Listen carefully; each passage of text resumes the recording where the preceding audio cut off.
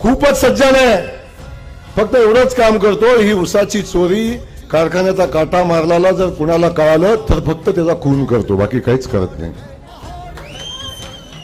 फक्त खून करतो. अरे शेतकऱ्याचा उसाचा काटा मारला ते मारला, शेतकऱ्याचा गाव कापला आणि ज्याला माहित झालं त्या कामगाराचाही गळा कापला.